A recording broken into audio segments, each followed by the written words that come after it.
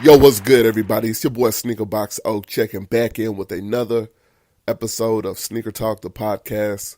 And in this episode, we're going to be talking about sneaker visual media and social media platform theories versus sneaker facts. You know what I mean? Like, are you able, as a listener, are you able to decipher the difference between theory and facts? Like theoretical knowledge versus actual factual knowledge. Are you able to decipher between the two when it's being put out to you? Because one of the things that I've noticed on like certain platforms, that people will put out stuff, and depending, you see, a lot of the way that I've noticed in the sneaker community, a lot of the way that information travels is just basically a lot of the time by the validity of the person who released the information.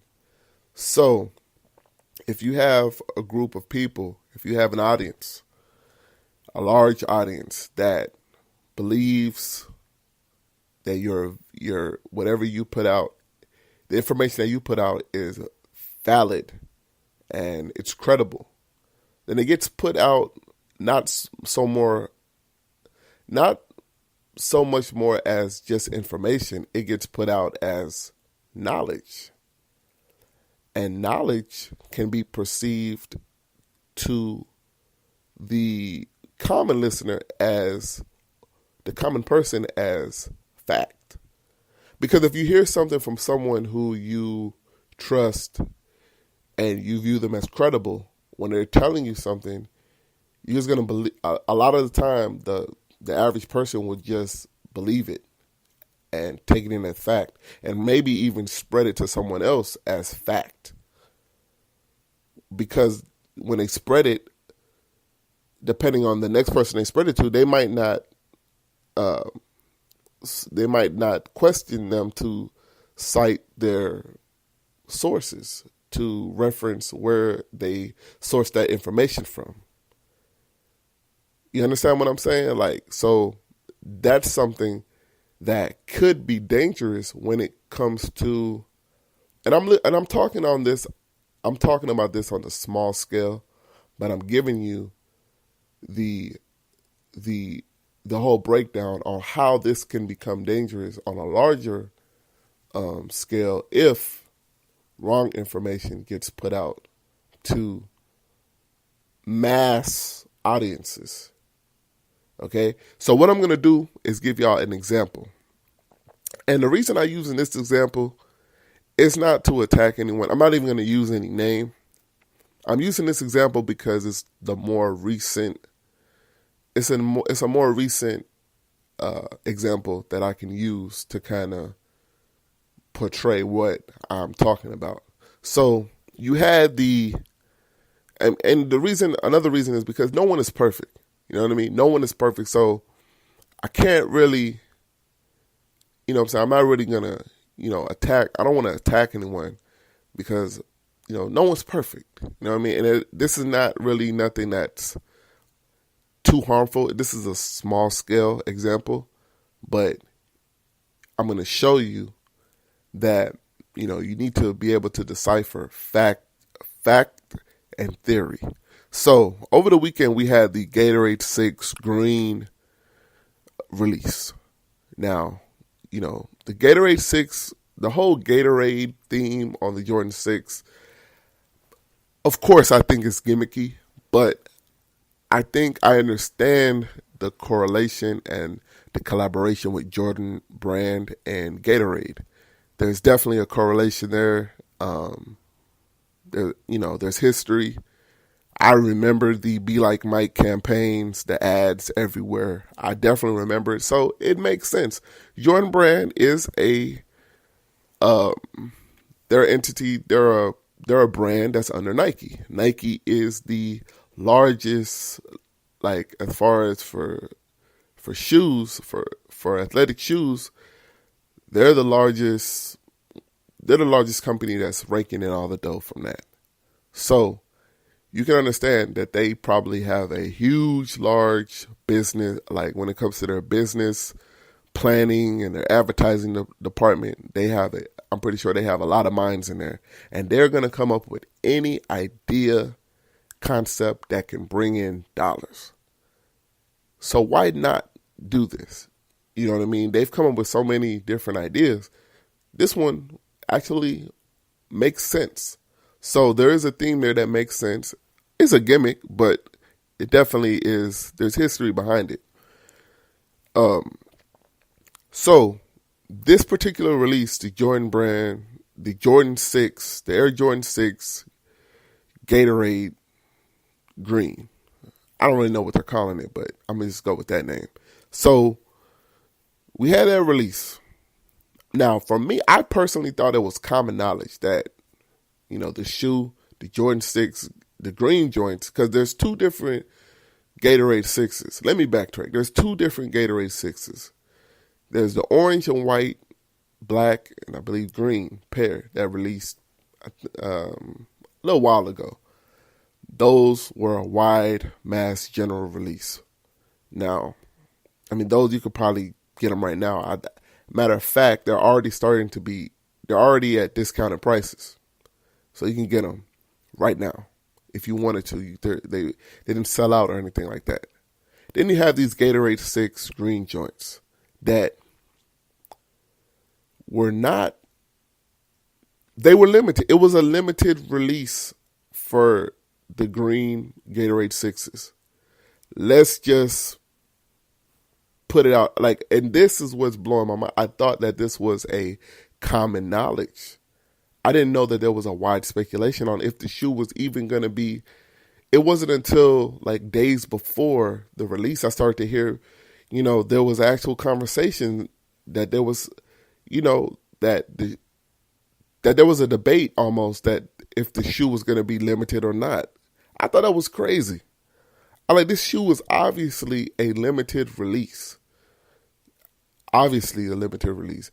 And this person got on their platform and basically denied that it was a limited release the thing that, okay, I understand that if you don't believe that it was a limited release for whatever reason, I'm not going to argue your beliefs. You know what I mean? I'm not going to, if you believe whatever, I used the analogy before, about if I tell you the sky is red, when it's a clear blue sky, you clearly see that it's a blue sky. And, I tell you it's red. There's only three things that you can do, really. You could only say, you know what the hell you talking about. The sky is blue. I see the sky is blue. That's the end of it. Then or you can say, okay, you're right. The sky is red. Even though you look and see that the sky is blue, clear blue sky, sun's out, but you just agree with what I say because you believe what I say because you trust you trust me. So you trust whatever information I put out to you. You trust me. Sky is red, even though you see it's blue, but you believe me. Then or you can agree with what I say, but in the back of your mind, you still have doubt because you're like, well, okay,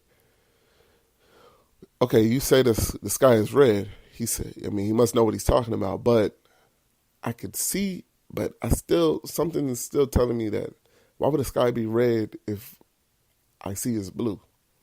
You understand? But you might not question. You might not challenge me. You still have the question in your mind, but you might not challenge it. And those are pretty much the people that you're going to get when you talk about information and the transfer of information. And even in the sneaker community, it's even more, I don't want to use the word delicate, but it's even more fragile because a lot of the people, the listeners and people who are soaking in the information are younger.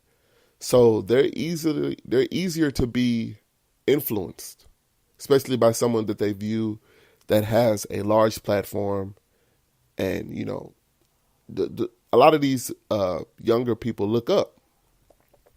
So they'll take in the information as knowledge. So keep that in the back of your mind as I go through this progression. So in the video, so this person actually says that, that Nike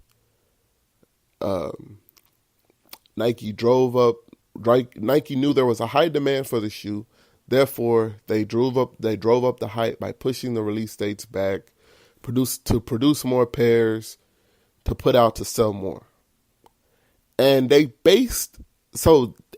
that was a theory, but they portrayed, the way that they put it out was portrayed as like it was a common knowledge that that's what they did. Like, come on. You're not in the office. You're not in the meetings. These meetings, if there was any of these talks, would be had at the highest levels of the executive, at the higher levels, maybe not the highest, but at the higher levels of, marketing in that company. So for one, you thought this theory up in your head, whatever, or maybe you heard it from someone else. Then to support that theory, the person used StockX market prices, I guess. And y'all know what StockX is. It's basically was created as like a stock market for shoes, which was kind of a smart idea, but I guess it's so simple to me. It's like, why didn't I think of ever doing that? Basically, because it's easy to gauge the market of how much a shoe is going for. There's many different ways to. You just kind of ask around and see what listings are. But I guess with this StockX, you can go and it's more right there. It's a cool concept for people who are like novices or just trying to get into it and gauge the market value for shoes and stuff. But anyway, this person used the value that this shoe was going for on there to support their theory that the shoe was not a limited release because of the price. They said if the shoe was limited, it would be like skyrocketed higher because it would have been. I can't remember the exact words that they used, but I do know that they used that as basis to support their theory. It was a theory. It was not factual. My whole thing with that was, okay, I get it. You've thought this out. But then to go in in a way to kind of insult the viewers who disagreed with your theory, because that was a theory, and call them, say that they're noobs, they don't really know what they're talking about, and as to kind of vault yourself in a higher light as like what you're saying is true and you know what you're talking about, when in fact what you're putting out is incorrect. It's the information that you're putting out is incorrect, and it was theory and it's not factual. The idea that the person wasn't even able to grasp the simple concept of the shoe being a limited release, not understanding to grasp the concept that the shoe was an energy shoe, just that simple concept, and not being able to correlate the two, that although that was on a small scale, who cares if the shoe was limited or not? Really, to me, like I didn't have any interest in the shoe, but to see the comments and to see how this person was ranting and stuff, it could be dangerous if the wrong information is put out, because that individual could use their influence to influence their listeners and their viewers into, believing wrong information. You know what I'm saying? So I want to know how you guys, are you all able to decipher the difference between facts and theory when you receive information? Let me know down in the comment box. I appreciate the listen as always. If you're a new listener, hit that subscribe button and stay tuned for more episodes. But in the meantime and in between time, y'all be cool. Check it out. Stay up.